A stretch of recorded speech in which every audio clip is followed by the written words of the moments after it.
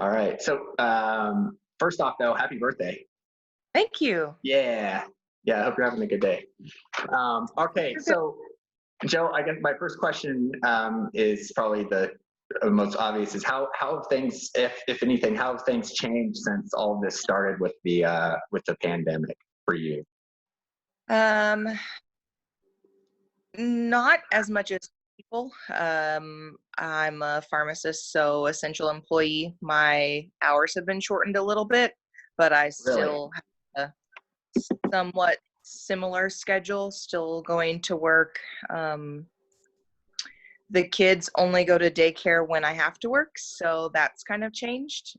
My days off, full-time momming, which is a little bit of a change for me.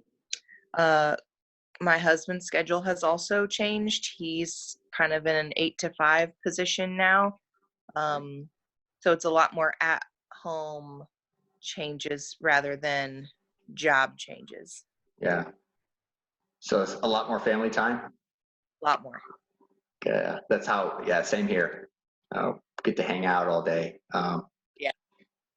Um, that's good. The majority of us, I think, are in the same boat. So I guess my next question is, so with those changes though, um, have you found it hard to stay consistent? And if it's been like a struggle, anything that's come up, has like, what are you kind of thinking to keep moving through that? I don't know if it's been a challenge for you. I know that in the gym before you're very consistent. Um, do you have any thing that you've done to kind of keep going, doing the workouts and all that? My thing has been consistency. I know what it's like to miss the gym, especially like after having the kids, and it's not a good place for me to be to skip. Yeah, So I have continued the 5 a.m. classes. yeah. That's been a big help for me just mentally. Um, So when you're they, talking about when it's not a good thing when you skip, kind of like what's that like? my temper kind of flares a little bit. I have a lot less patience. Fuse is a little shorter, and just that stress relief in the morning to just kind of get it all out of my system, that's been really big. Yeah. Um, so is that your main reason for staying consistent then? It really helps my sanity, Yeah, which in turn makes everyone else have a better day. yeah. I hear you there. I always feel so much better. Even if the workout seems like it's going to be a drag, and I think most people can relate to this one as well, that you always feel better when you're done with the workout. Oh, Um, for so I know that at least for me, I'm not 100% motivated all the time. Like there's days that um, I have to make a conscious decision. You know what I mean? Like it's some days it's like, oh, okay, I just like gravitate towards that because I enjoy that time in working out. Um, but is there times when you're unmotivated? You know, and if so, what kind of stuff do you do? Do you tell yourself something? Is there like for me, I would do.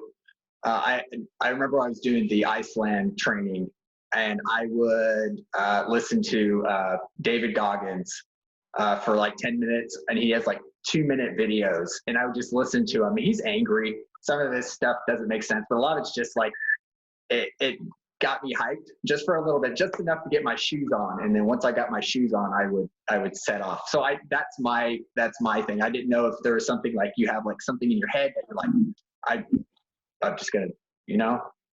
It's exactly what you said. I always feel better afterwards, no Yeah. matter what my mindset is walking into the gym or walking downstairs now or to the garage or whatever. I will always feel better afterwards. I will never regret doing a workout.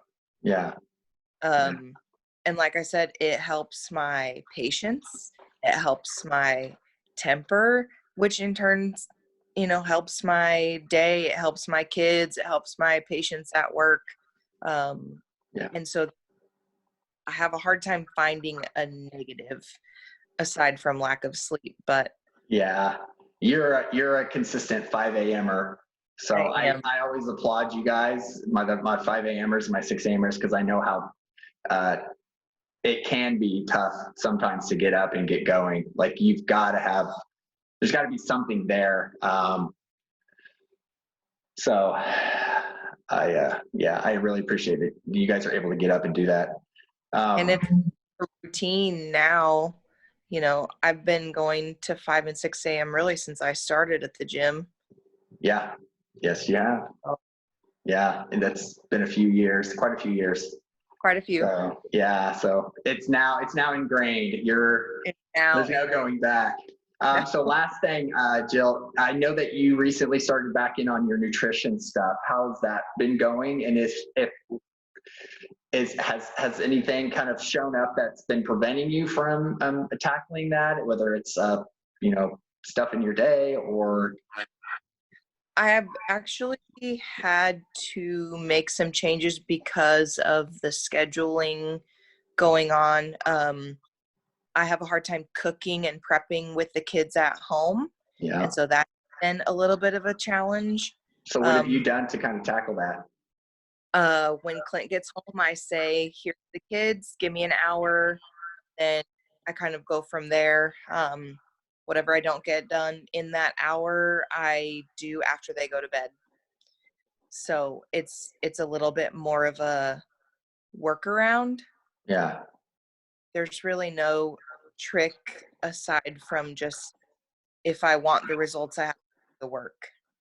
yeah, yeah. There's Let me ask you no this. Have you always kind of had this mindset, or is it just something that over the years you've kind of been working on? Because uh, I'm not going to lie, Jill. I've always been impressed by your consistency. You're always very, I mean, you're very, I don't know how to put it. It's always like you're task oriented. I do understand that sometimes you've fallen off, but overall, I see that you're constantly moving forward. Um, I think during college I had the I can eat whatever I want because I work out mindset, and working with Christina on the Iron Movement has been a big eye opener that nutrition plays a much larger part than maybe what I initially thought or originally thought. Um, and so just to be consistent has been hard. That's where I've fallen off the most is with nutrition. But man, going to the gym, like I said, I've never felt bad or I've never regretted going to the gym. Yeah. Uh, and So let so me ask you, that's not to backtrack on that again, but what do you do when you see yourself falling off nutrition? Is it kind of like, is it like, oh, okay, I'm going to take a break from this? Like, what do you do? Like when that happens to get back on um, track? Is it like a cycle where you're like, you fall off for a little bit, like a couple weeks or a month, and then you're like, okay, back at it. We're going to tackle this again. I think there have been times where I've just tried to make it too hard. I've tried to be the absolute perfectionist, and then I've put the end date on it, like, okay, I only have to do this for 12 weeks. And then I found that after 12 weeks, I kind of just do whatever, and I end up undoing everything that I worked for those 12 weeks.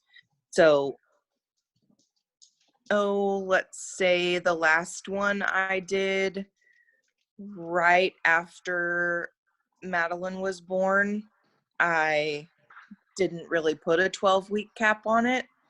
And so I've slowly kind of developed this is just what we do now. We make food, we prep meals, and then go. Because it's been hard to get myself ready in the morning. 2 kids out the door, daycare, work 12 hours, come home. Um, And Yeah. that was before virus. And just having those meals prepped has been huge. Yeah. So you're still meal prepping now? Yep. Still prepping now. Okay. I find that especially at work, when we're so busy that I don't get time to eat, I'll grab whatever is there, which is not really a good choice, just to get my blood sugar back up. And Yeah. having those meals prepped ahead of time, zap one up real quick in the microwave, and then I can just snack on it, essentially. Yeah. It does make it a lot easier because that's usually where it gets me as well. Last thing for you, Jill, and I appreciate your time. What would you have any suggestions, like if someone is like wanting to tackle their nutrition, be outside of maybe talking to Kat or Christina, what's like a first step, do you think, that helped you? Oh man. I have to write things down. Yeah. I'm a big list maker. So Okay. write out your meals, your favorites. Mine was also making decisions. So scroll through Pinterest and the first 3 recipes that you like, that's what you're going to eat on this week. Um, Okay. those were probably my biggest 2 things, was And the that helped you decision making out. Okay. and yep. Okay. All right. All right, Jill. Well, I hope you enjoy the rest of your day. Again, thank you so much. All right. It's good talking to No you. problem. Take care, guys. All right. Bye.